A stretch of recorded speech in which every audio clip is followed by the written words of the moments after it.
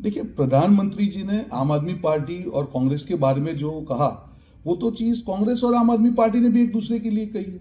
प्रधानमंत्री ने तो इसी चीज को अनुमोदन किया है।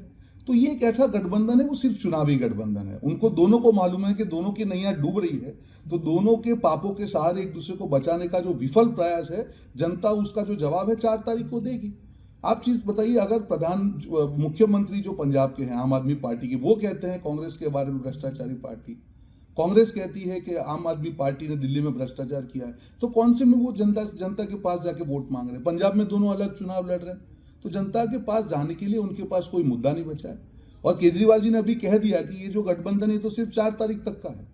तो आने वाले दिनों में आप देखेंगे कि कांग्रेस का सबसे बड़ा दुश्मन आम आदमी पार्टी बनने चाले वाला है, और आम आदमी पार्टी को सबसे ज्यादा गाली कांग्रेस पार्टी देने वाली है। और इसी के कारण जब जनता के सामने आप जाते हैं, तब आप कौन सा नैरेटिव लेके जाते हैं, बहुत महत्वपूर्ण है। दोनों पार्टियों ने हमेशा राष्ट्रवाद के मुद्दे पे, भ्रष्टाचार के मुद्दे पे एक दूसरे पे आरोप लगाए हैं। दोनों पार्टी हमेशा एक दूसरे की घोर विरोधी रही है। आम आदमी पार्टी का जो भी विकास हुआ है वो कांग्रेस की कॉस्ट पे हुआ है, और जब कांग्रेस पार्टी ने जब भी आक्षेप दिल्ली में किया, आम आदमी पार्टी के ऊपर किया। दोनों मिलके दिल्ली में चुनाव लड़ रहे हैं, दोनों मिलके गुजरात में चुनाव लड़ रहे हैं, हरियाणा में मिलके चुनाव लड़ रहे हैं, और पंजाब में एक दूसरे को गाली दे रहे हैं। तो इस प्रकार का रिश्ता कैसे जनता स्वीकार करेगी? आप दिल्ली में कहते हैं कि हम साथ साथ में हैं, और पंजाब में कहते हैं कि हम आपके हैं कौन? तो ये जो रिश्ता है, ये जो मैं उसको अपॉर्चुनिस्ट रिश्ता कहूंगा, जनता इसको नकार चुकी है। और बुरी तरह से जनता चीजें समझती है कि सिर्फ चुनावी फायदे के लिए ये जो गठबंधन है उसको किस प्रकार से हराना है। तो प्रधानमंत्री जी ने कहा, वो तथ्य तो दोनों पार्टी ने एक दूसरे के बारे में कहा है, और जनता इसी तथ्य के सहारे दोनों को 4 जून को करारी हार देगी। प्रधानमंत्री के ध्यान से विपक्ष परेशान क्यों है? अगर विपक्ष को अपने मुद्दों पर भरोसा है, अगर विपक्ष को लगता है कि उन्होंने जिस मुद्दे पे पूरा चुनाव लड़ा वो जनता उन मुद्दों का स्वीकार कर रही है, फिर प्रधानमंत्री के ध्यान से उनको क्यों आपत्ति है? देखिए, ध्यान प्रधानमंत्री जी की व्यक्तिगत आस्था का विषय है, और ये पहली बार नहीं है। प्रधानमंत्री जी ने कई बार नवरात्रि हो तब उपवास भी किए हैं, इसके पहले भी उन्होंने ध्यान किया है। तो मुझे लगता है कि विपक्ष को ये व्यक्तिगत श्रद्धा की, आस्था की बातों को छोड़कर अपने मुद्दों पे कॉन्सेंट्रेट करना चाहिए।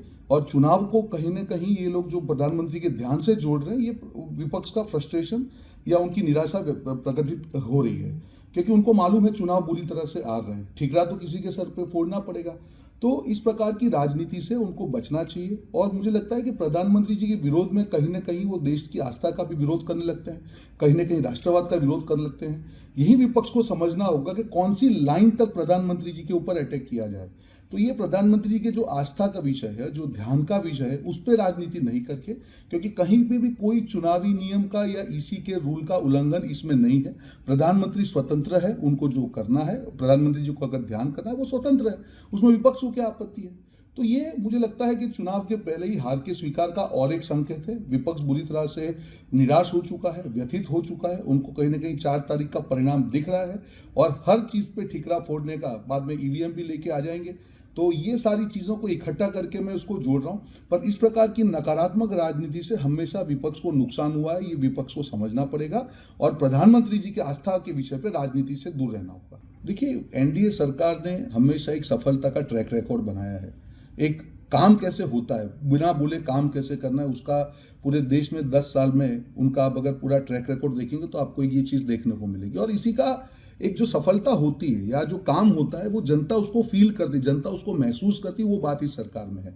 और आरबीआई की जो इतनी बड़ी कार्रवाई है, या आरबीआई का जो ये सफलता है, मुझे लगता है कि सरकार के जो दृढ़ निश्चय है कि अगर एक बार निश्चय ठान लिया तो ठान लिया, उसको करके दिखाना है, ये उसी दिशा में कदम है। और ये तो एक शुरुआत है, मोदी 3.0 की ये शुरुआत है। आने वाले दिनों में आप देखिए, जो भी मोदी जी ने कहा है कि 125 दिन का एक रोड मैप तैयार है, उस रोड मैप के तहत पहले ही दिन से सरकार काम में लग जाएगी, और देश की अपेक्षा जो है, जनता की अपेक्षा है, उसको पूरा दिल से पूरा करेगी। जो भी वादे प्रधानमंत्री जी ने देश की जनता के सामने किए हैं, वो सारे वादे सारे 140 करोड़ भारतीयों तक पहुंचे, ये सरकार का लक्ष्य रहेगा। मोदी 3.0 की सरकार का ये लक्ष्य है, ये लक्ष्य निश्चित है, और आने वाले 125 दिनों में इसकी झांकी देश की जनता को देखने को मिलेगी। देखिए, 400 पार का जो नारा है अब जनता का नारा बन चुका है, क्योंकि विपक्ष और कांग्रेस पार्टी और जो जिन्होंने ठगबंधन बनाया बुरी तरह से विफल हो रहा है। उन्होंने अपनी जगह से ही हार का स्वीकार कर लिया है। उनको मालूम है कि जमीनी हकीकत क्या है, इसलिए नंबर नहीं दे पा रहे, आंकड़ा क्यों नहीं दे पा रहे। अगर आपको आपके नैरेटिव पे, आपके मुद्दों पे, आपके भाषणों पे, आपके प्रचार पे अगर आपको भरोसा है, तो फिर आप आइए, बताइए कि क्या नंबर आपका आ रहा है, कौन आपका प्रधानमंत्री बनेगा। ये दोनों मुद्दे के कोई जवाब नहीं है।